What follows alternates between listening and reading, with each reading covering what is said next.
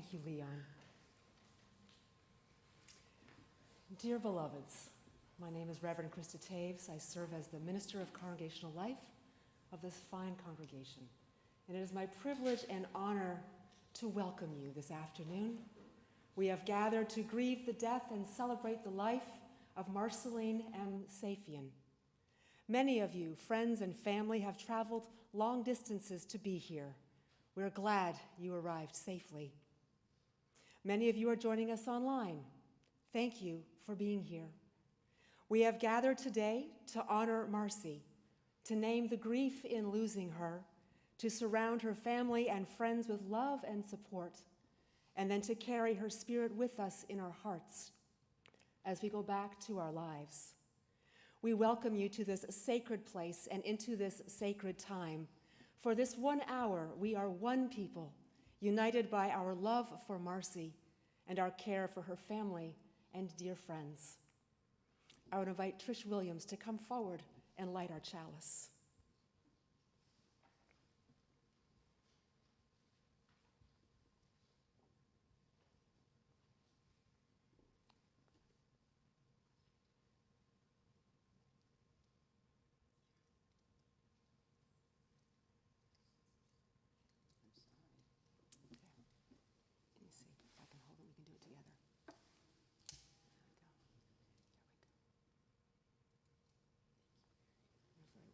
You.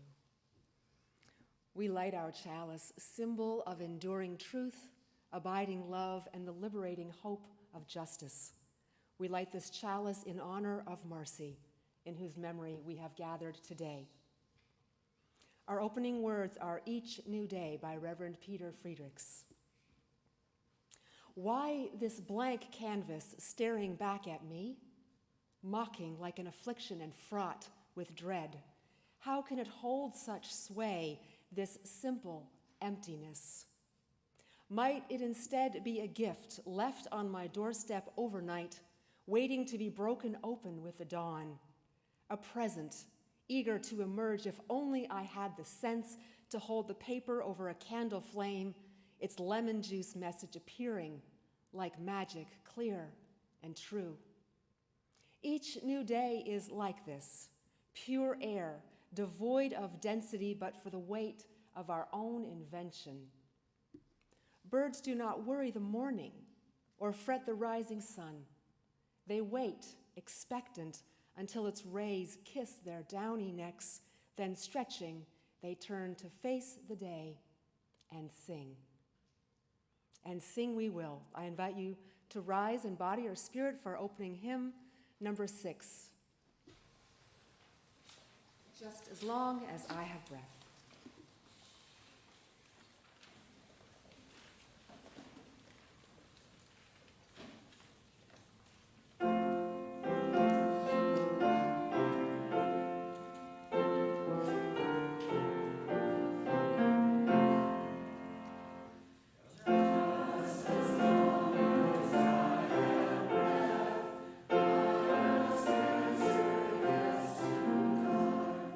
Thank you.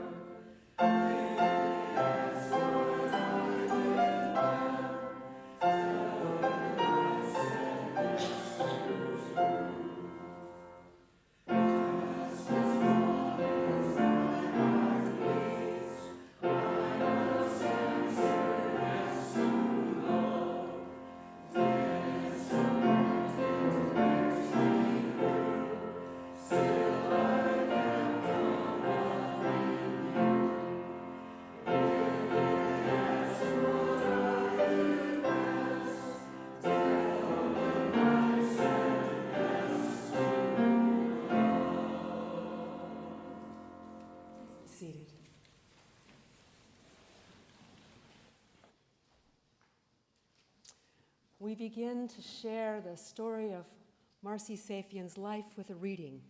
Here's Your Chance by Reverend Dr. David Breeden. A work of art is a chance to rework the wounds of time, of self. A work of art is a shot at getting to a true image, a right symbol, a just world even. At the frayed edges, artists swirl. Loving, intricate spirits searching. Every work is a shot at getting it right, meaning the world just, true, at least in the eclectic swirl of the artist's mind.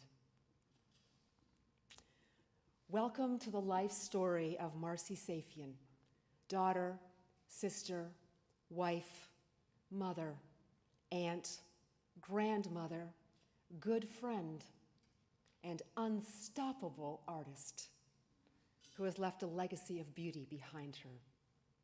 We will learn about her life's journey through her own words, which she shared with me prior to her passing, and with the tributes of her family and friends.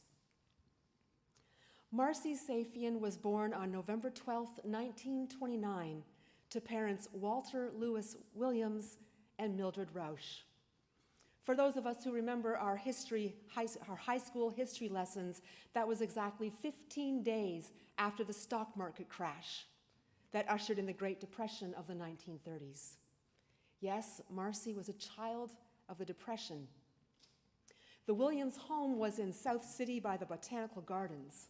Her father ran a small grocery store, and he was a generous and a kind man. Marcy remembers so many times when he gave food to those who were hungry. And although her mother complained mightily about her generosity, she would also make the sandwiches. Marcy soon became a sister when Walter was born. And I would like to invite Walter to come forward to share his thoughts and memories of his sister.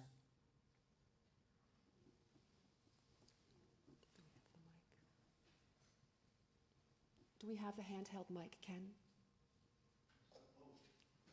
Yes, thank you.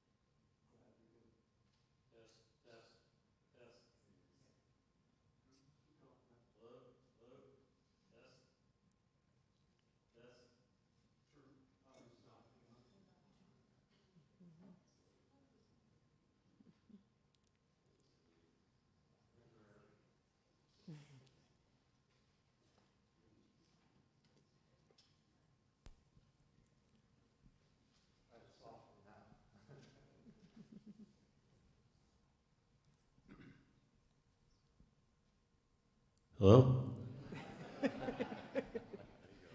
Now we're okay, huh? Take it in your hand, okay? Oh, is it in my hand? Okay. That's okay. Okay. Just talking to it. Can you hear me? Yes.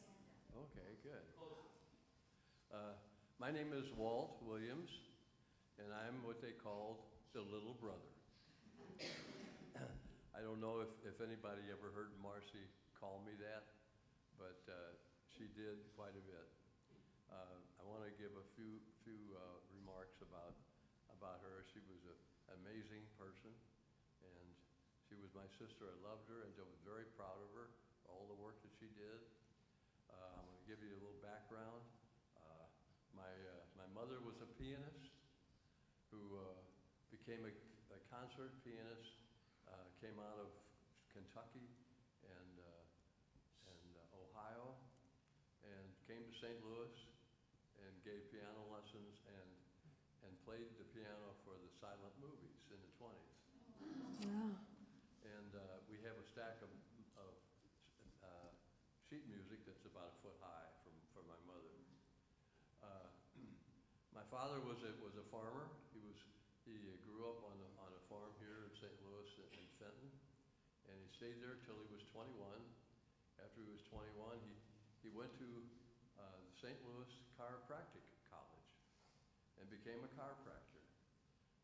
In those days, chiropractic was not a popular medicine, and so he had to do something else besides that in order to live.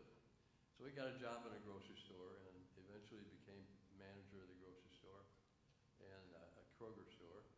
And my mother and my father met somewhere in the late 20s, and Marcy was born in 29 and I was born in 31.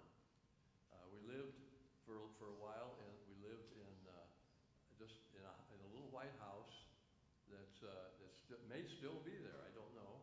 I haven't been by there for a long time, but it was about a block from Hampton Avenue, and right now it would be a block from it would be a block west of Hampton and a block south of Highway 55.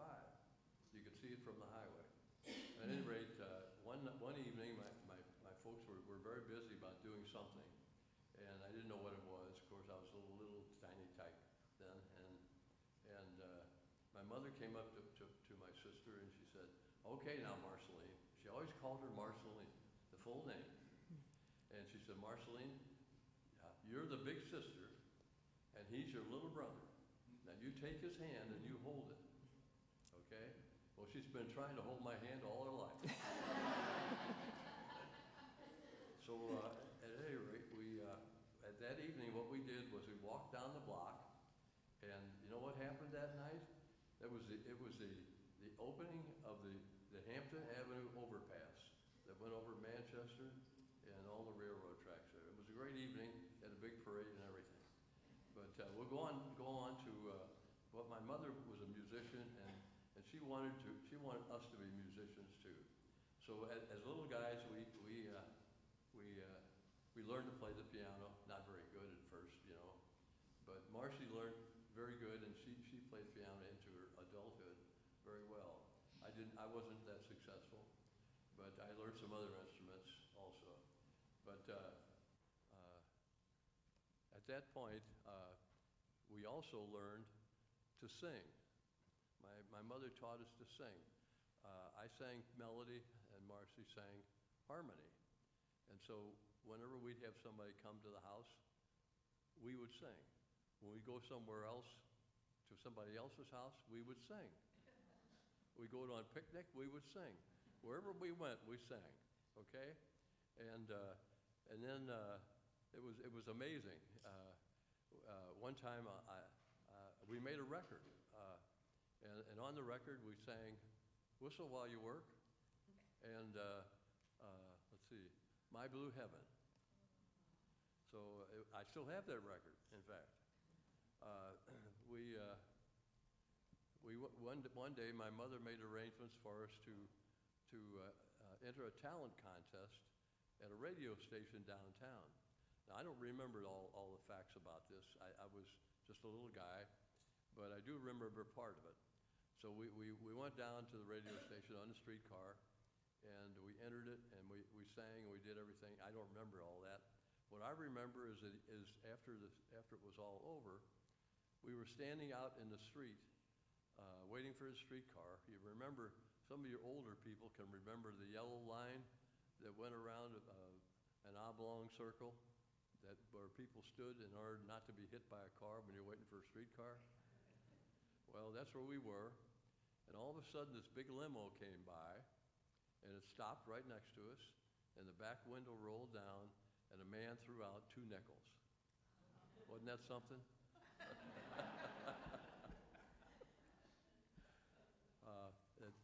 At that age, Marcy started to show signs of her artwork.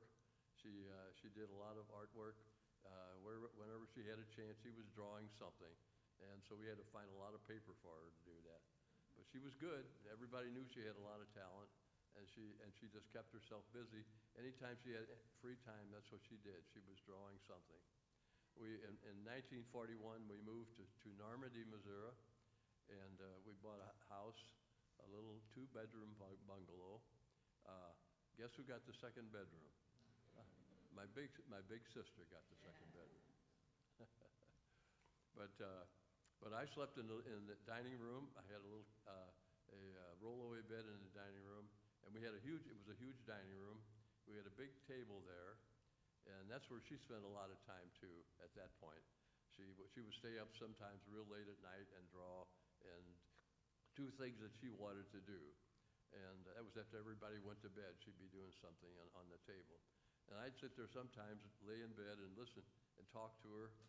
And then other nights I'd turn over and go right to sleep.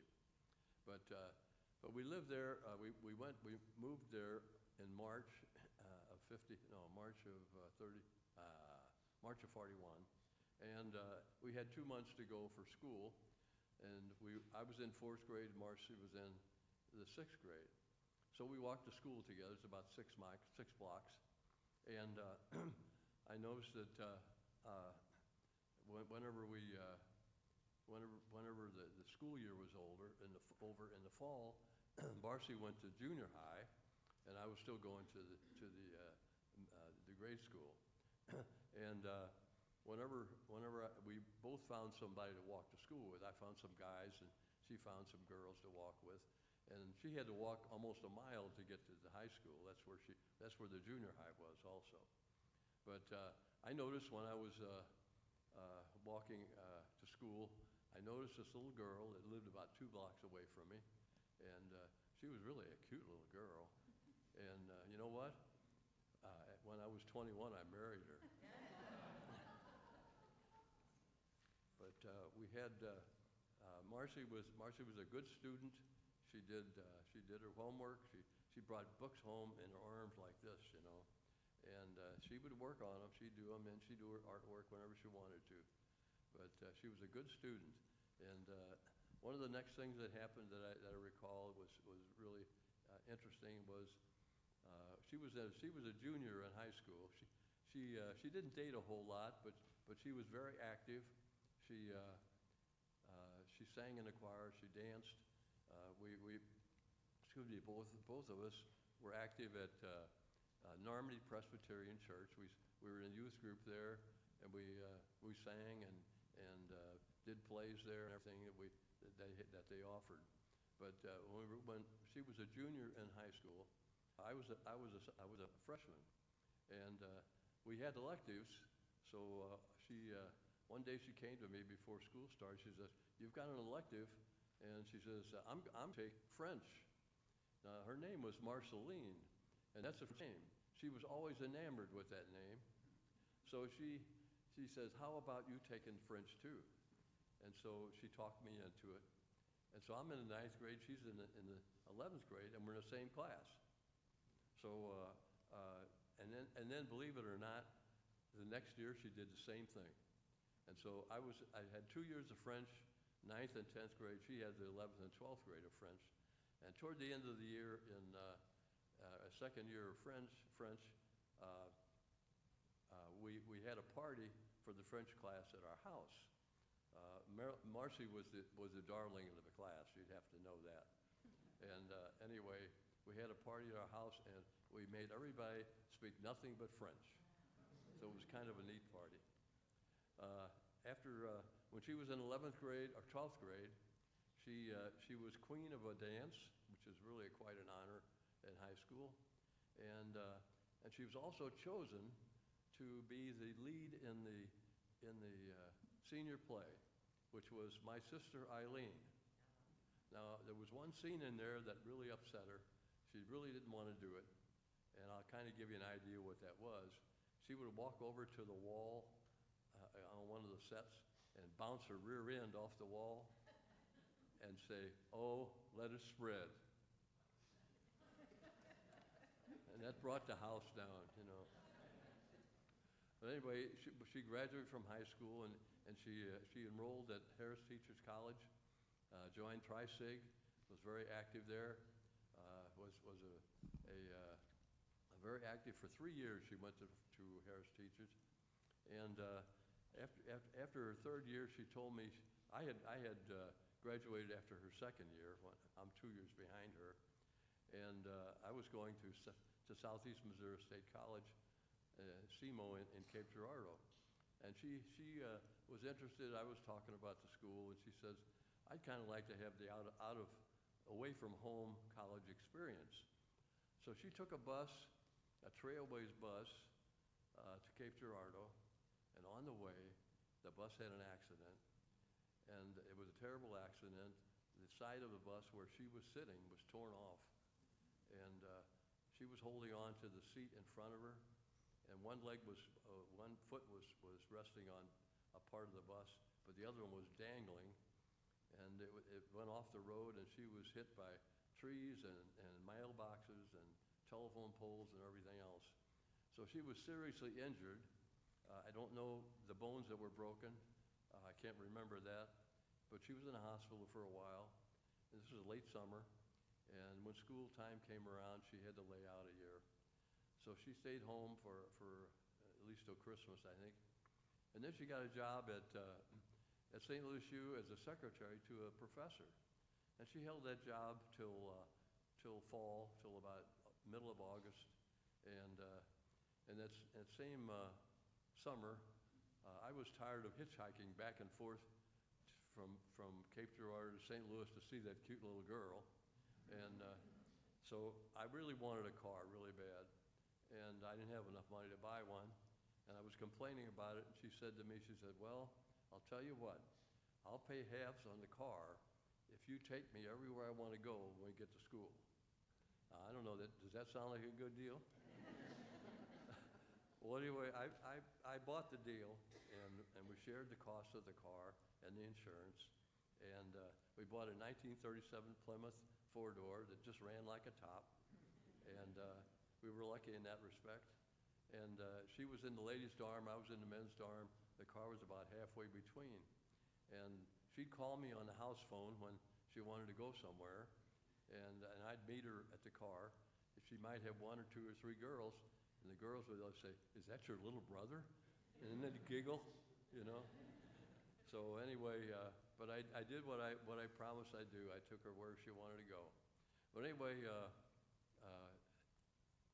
when she transferred to Southeast Missouri, she lost some credits, and so she had to go more than a year. So she had to go an extra.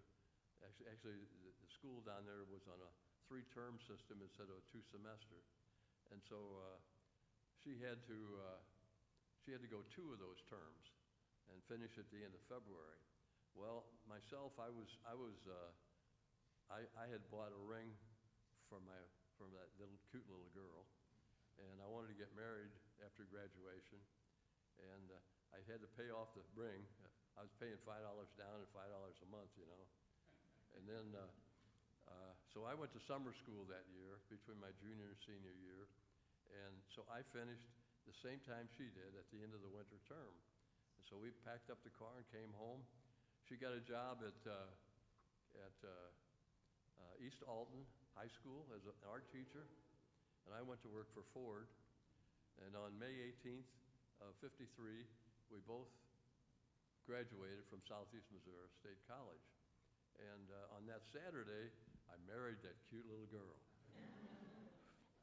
So after that, it was the Korean War time, and I went in the Army, and I didn't keep up too much with Marcy, but she wrote me and told me that she had met Russ, and they wanted to get married and all. So by the time I got home, they were married, and they were in Memphis, where Russ was attending optometry school. So from then on, we pretty much were family gatherings, and most of our life, that's what we did. We gathered with the families. So I wanted to, let me think for a minute.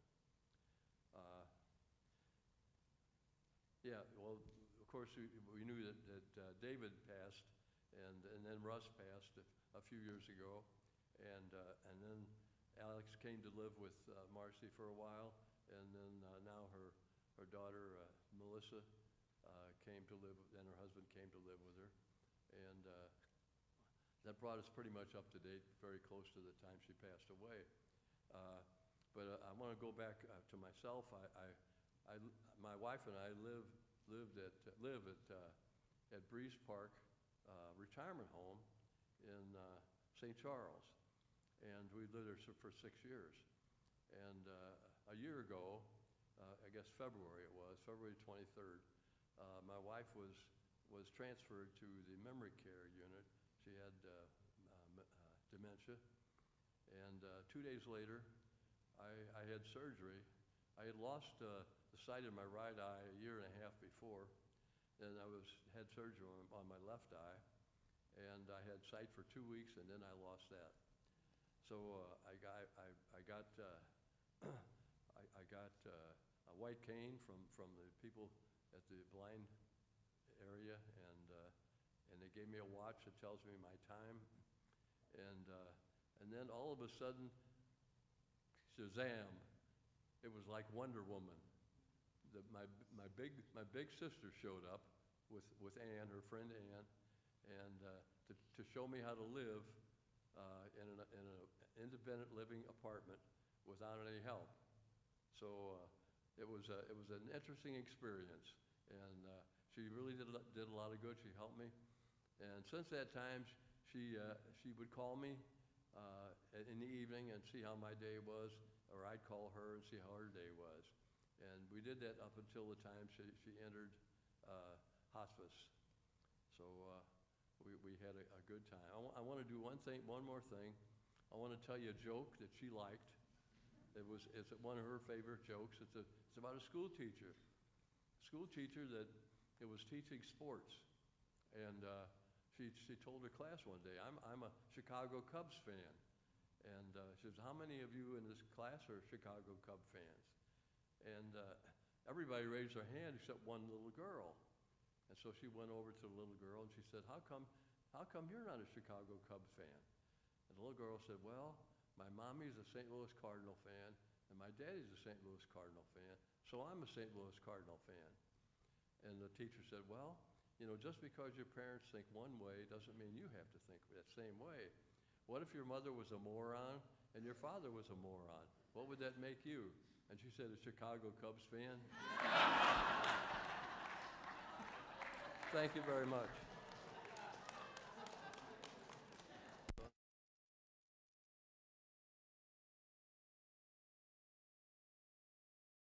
Oh, thank you, Walter. That was wonderful. It was just wonderful.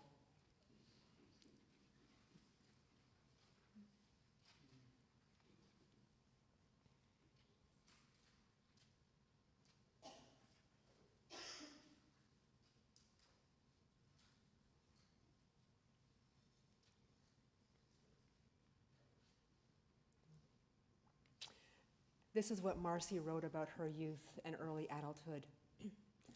From the time I was a little girl, I knew I wanted to be an artist. Paper dolls were all the rage then, and I drew new clothing designed for the bought paper dolls, but soon created my own paper dolls too. Small three-dimensional table towns grew from scraps of paper, paper bags, and shirt cardboards, because it was a depression, and good paper was hard to come by. Large-sized cardboard boxes became climb-in houses and castles with little crayon and sometimes paint. Art was always my best subject at school and helped me achieve better grades in other classes that didn't interest me much. But when it became time to choose a career, my choices were clear. Art school was out of the question because it was too expensive. A woman became either a secretary, a nurse, or a teacher. I chose teacher because I could at least teach art. Marcy completed her teacher degree at Harris-Stowe University and finished her art education at Southeast Missouri. Marcy and Russ met at a New Year's party. Her best friend was dating one of Russ's friends, and the best friend invited Marcy, and the boyfriend invited Russ for a blind date. Marcy had met neither man and didn't know which was Russ when she got out of the car. And she hoped the tall, handsome one was hers because she fell in love that night. They were married on July 3rd, 1955. For 6 years, Marcy taught and supervised elementary school. In her words, it was challenging and rewarding, but left little or no creative energy to produce my own work. When Russ was accepted into optometry school, they moved to Memphis. And when he graduated, they returned to St. Louis, and Russ opened his optometry practice on Ramsey Lane in Baldwin. After an illness in 1958, Marcy retired from teaching to work in his practice, which also gave her time for her own creative endeavors. But they were also ready to start a family. When it became clear they would be unable to give birth to children, they chose adoption. David was born on August 1st, 1962. Russ and Marcy brought him home at 8 weeks of age. Russ and Marcy were delighted to be parents. And David became a brother on December 16th, 1963, when Melissa was born. Russ and Marcy brought her home at 5 weeks of age. They were so happy. Their family was complete, and it was a delight watching their children grow. Russ and Marcy practiced generosity, openness, and a deep love for everyone they brought into their lives. They adopted more stray animals than anyone could remember.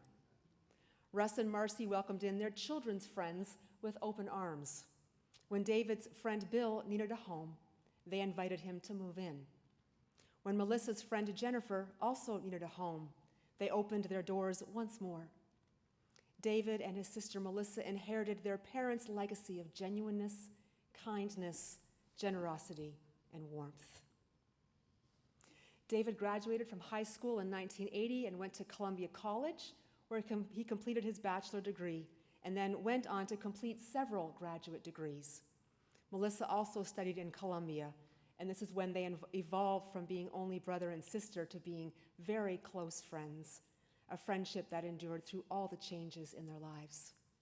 They were always there for each other to the best of their ability.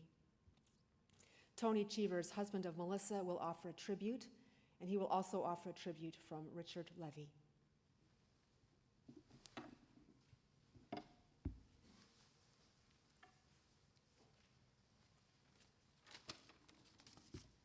I want to first speak on behalf of Richard Levy. He asked me to share with you that he always saw Marcy and Russ as older siblings rather than an aunt and uncle. They did many things with him, taught him many things, shared many things with him, including Marcy and Russ, as well as Mark, who he asked that I mention, encouraged him to go to optometry school, and they lent him the money for tuition, room, and board for 4 years. And Richard also wanted me to say that he's very thankful that they took Russ's mom, Richard's grandmother, into their home towards the end of her life. Speaking on behalf of Melissa, the Reverend at the beginning said, we're going to be here for grief as well as celebration, so I'm going to talk about both of those things, grief only briefly. And to set up the grief, I want to tell a quick story that Russ would tell all the time, and it would bring tears to his eyes. He was laughing so hard. And it was apparently a road trip. The 4 people in the Saphian family, Russ, David, Marcy, and Melissa, were driving somewhere, and there was conflict. There was raised voices, there was anger, and it settled down, and Melissa said, anybody that still likes me, please raise your hand. And I tell that story because there was 4 characters in that story, and I've stood up here in a place like this to talk about 3 of them, Marcy being the 3rd. Melissa's the only person still in that story with us. So that's the grief that we've been talking about the last 4 weeks. On the celebration side, I have a lot more to say because I counsel, and Melissa does with me, a lot of young people, and we do a lot of mentoring. And we talk about 3 things. And I'm going to go through these 3 things, but they were reinforced to me because I just read something that Marcy had written about, a piece of work that she created called Recounted Journey. And one of the things we always talk about is lean into your community. And Marcy's community, Zach is here, Catherine, Ruthie, I don't know if Vanessa was able to attend, but she had a rich community of friends and fellow artists and people who loved her work. And that was just so important to her throughout her life. The second thing we talk about is credit your accomplishments. And I recently went down to Art St. Louis to pick up a piece that was there, it had been on display. And Robin, I think the woman at Art St. Louis name, said, "Oh, by the way, she won first prize." And that was one of those moments that would just, Marcy would shine when we were with her at an event and she would win one of the prizes or the first prize. That was just a highlight. And the last point that we'd always talk about is make time for what brings you joy every week. And I thought about, over the last few years, we've been living with Marcy and working with her and helping her. She was taking apart art and reconstructing it and forming new pieces and recreating things. And she called it looking at it with fresh eyes. She's like, I continue to grow, I continue to see new things, and I continue to create new art. So when I think about those three things, community, acknowledgement for your accomplishments, and regular ongoing joy in your work, I believe that's a life that's worth celebrating. Thank you.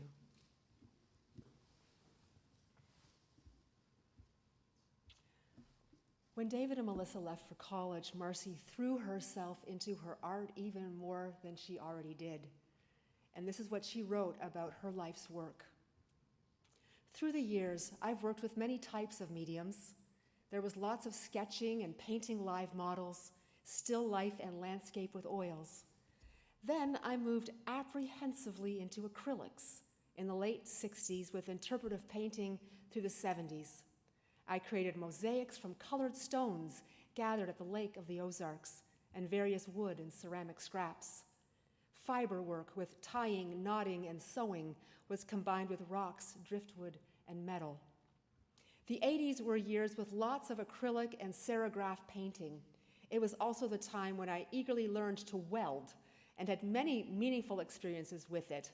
But when I realized that it could become a health hazard, I reluctantly gave it up. Then I learned the monoprinting process. It caught me and is now my main medium.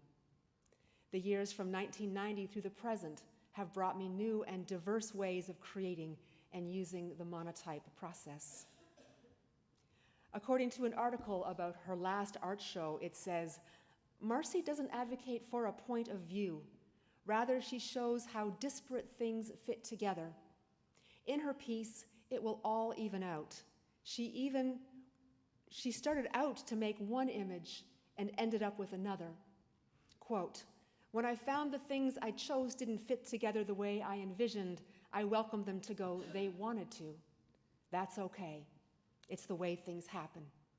Sometimes they're a little crooked, but they're going to stand up straight eventually. Marcy ceaselessly created, and her artwork began to be recognized. She has had many art shows and installations.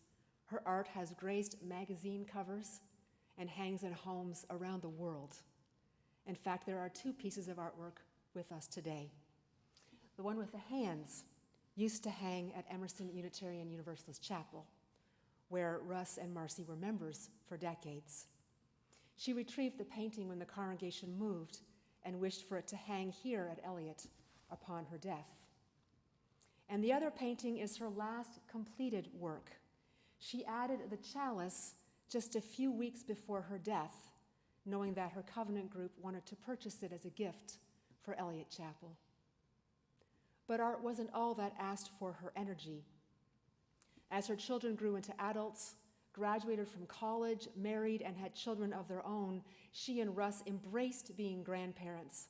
And we will now hear from her grandchildren, Alex, Elliot, and Olivia.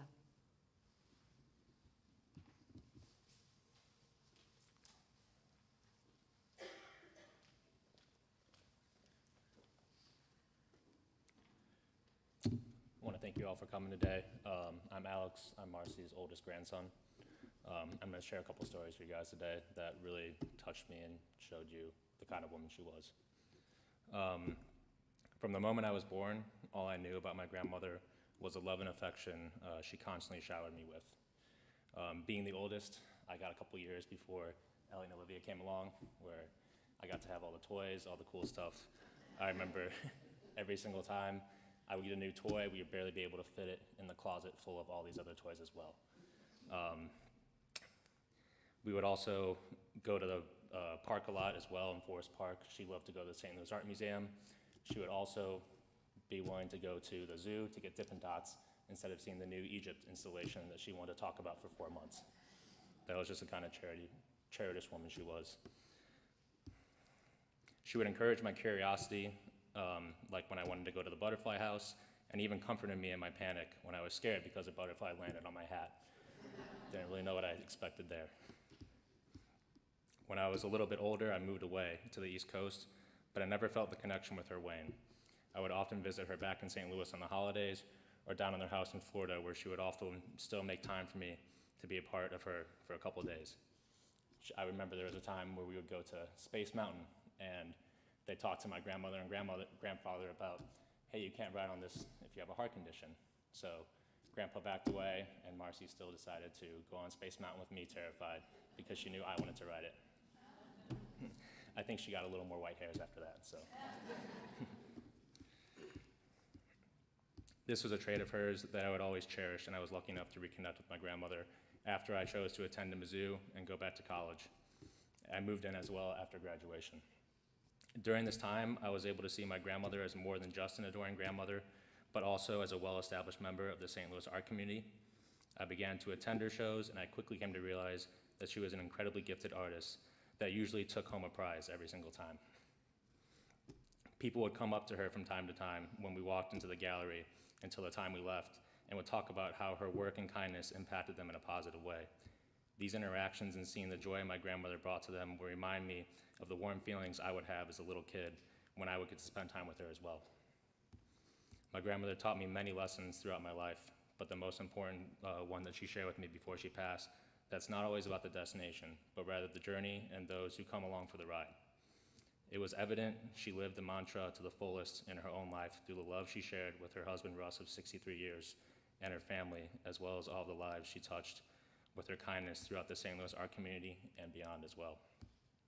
Her empathy for all these things was so infectious that it made you believe that there was good in the world. I see this empathy being returned to our family in the recent weeks with the kindness and gestures that we have received on her behalf. This makes me believe that while she has passed on to be with her loved ones who are no longer with us, her heart is still strong with our family and our community. And this gives me hope, this gives me comfort that I know she will always be with us. Thank you.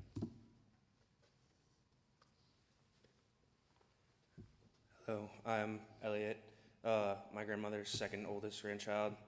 I've been reflecting a lot recently on the times that I've spent with my grandmother, especially growing up a lot. And I think I learned a lot of lessons from her, a lot of great things, and I think two of those big things were definitely kindness and creativity.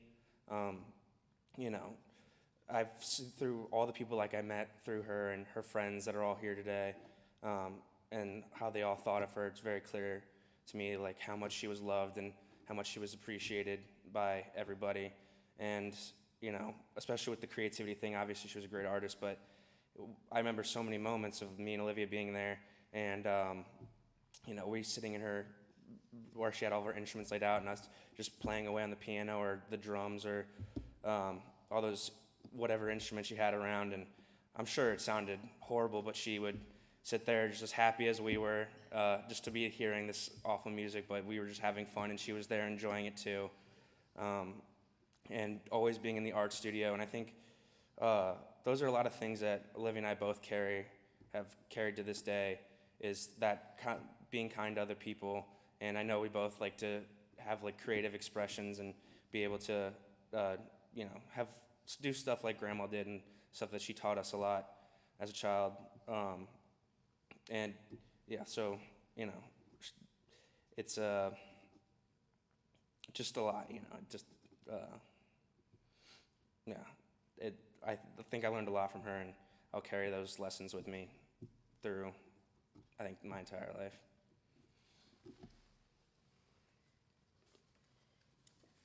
Okay, I'm Olivia. I'm the girl cousin. I will always remember my grandma as a beacon of positivity. I could call her after waking up from a nightmare or something bad, and by the time I'd hang up, I'd be reminded of all the things to be grateful for. She raised us to be compassionate, open-minded, and to always grow. For her, I'm most grateful. She spent her free time doing what she loved most, her art. She overcame several obstacles in her life, but always returned to her art to give her an escape. By the time she finished in her art studio, she was ready to face anything and still have a smile on her face. For me and everyone she knew, she was ready to share her love at any hour. I will forever miss her, but I have the lesson she taught me and the character she exemplified to guide me still. Although I can't stop by to see her or call her to hear her voice, I can still feel her love. Thank you. Thank you so much.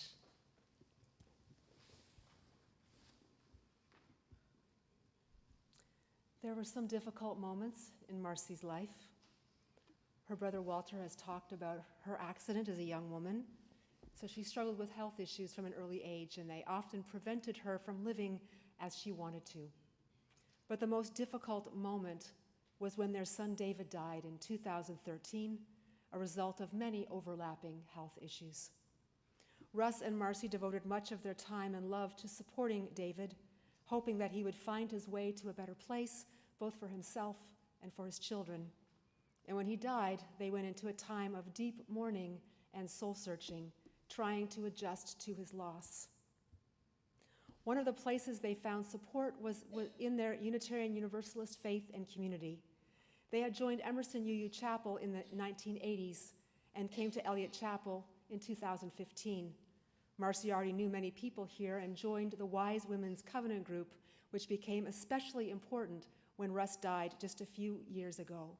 Our last tribute will be offered by Madeline Harris on behalf of the group.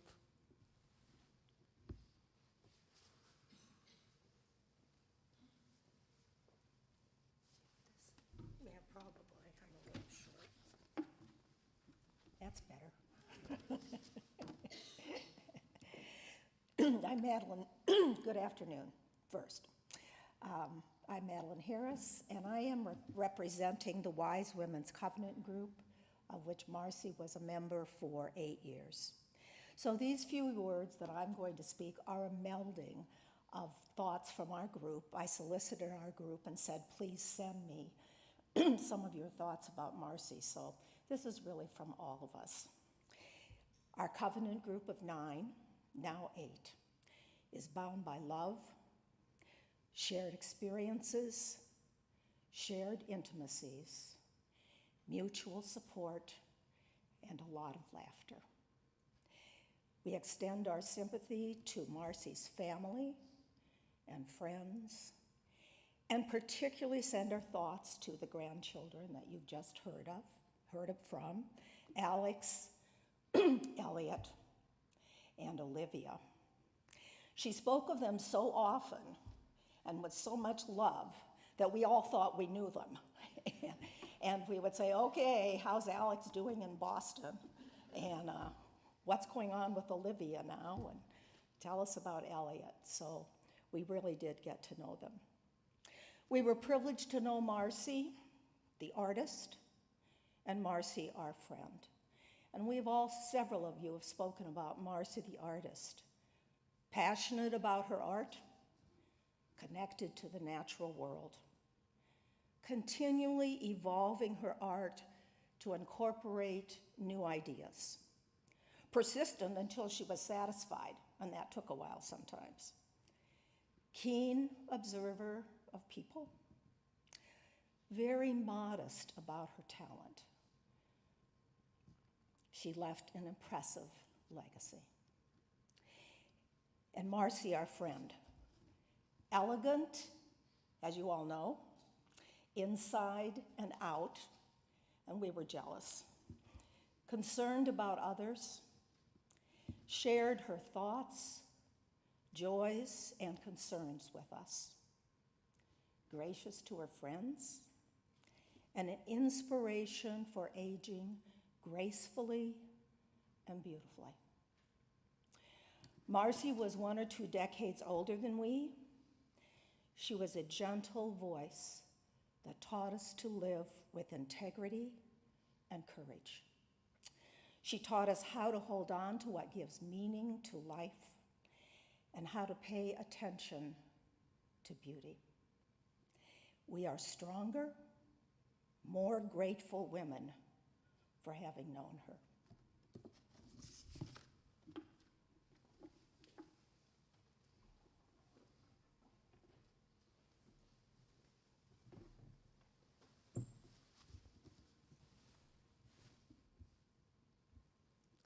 This is what Marcy wanted to share in this memorial. I am really very grateful that I've had such a full and rich life. I had the joy of raising 2 wonderful children and the pleasure of being the daughter of supportive parents and the sister of a wonderful brother. How fortunate I was to meet the love of my life after a chance blind date at a New Year's party. Together, Russ and I had many rich life experiences. We had several church homes, which played a large part in our lives. Being able to work with Russ in his optometry practice for many years was very rewarding. Over the years, I made many dear friends.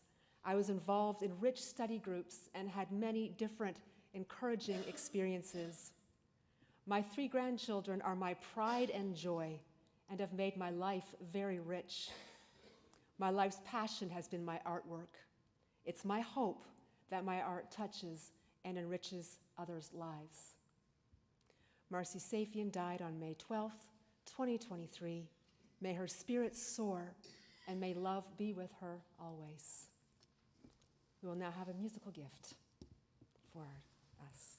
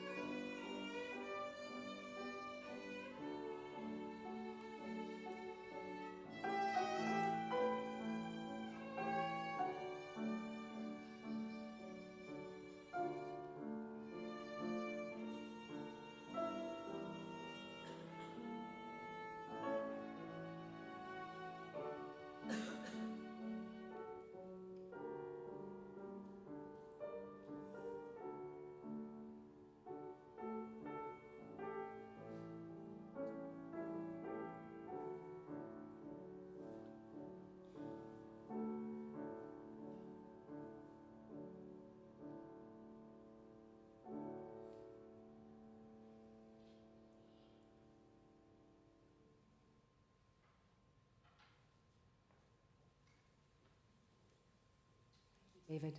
Thank you, Phyllis. I invite you to join with me in the spirit of prayer and meditation as you are willing and able.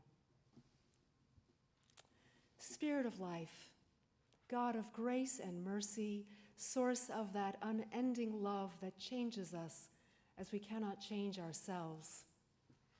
We are deeply thankful for Marcy's life. We are glad to have known her, who have loved her, and to have been loved by her in return. Her unceasing creations have blessed us all and will continue to bless us and our larger world.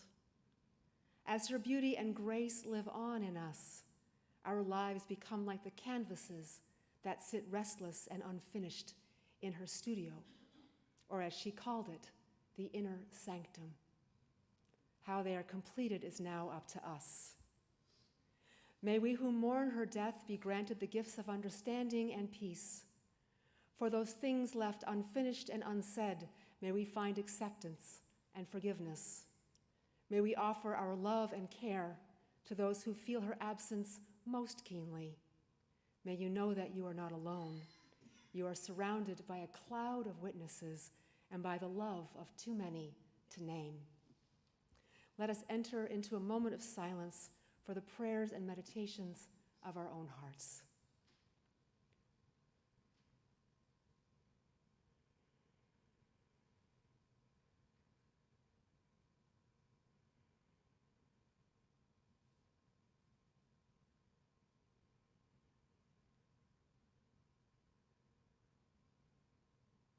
Spirit of life, as we bid Marcy farewell, let us be confident and trusting that a human life is full of meaning and purpose, even in death. For human life is a sacred thing. Its beginning is sacred, its span of years is sacred, and its ending is sacred too. Let Marcy's name be inscribed on the tree of life forever. Amen, and blessed be. Please rise for our closing hymn, number 1064, Blue Boat Home. It's in the teal hymnal.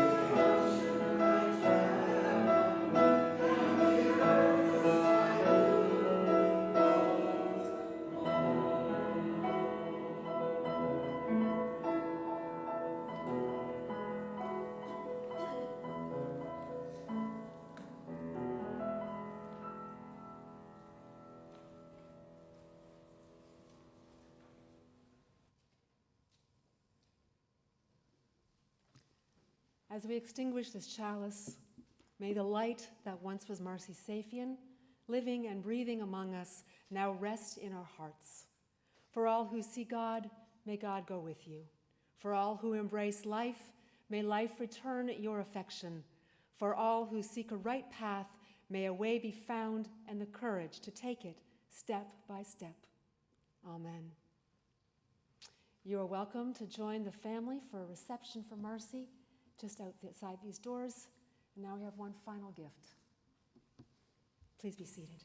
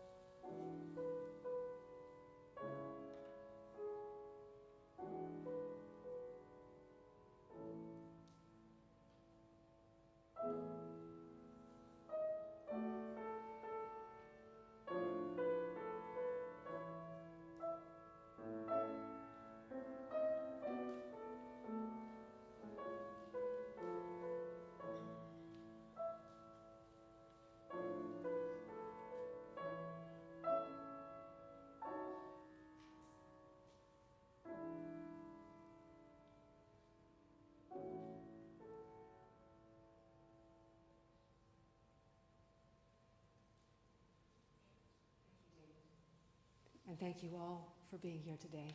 Go in peace.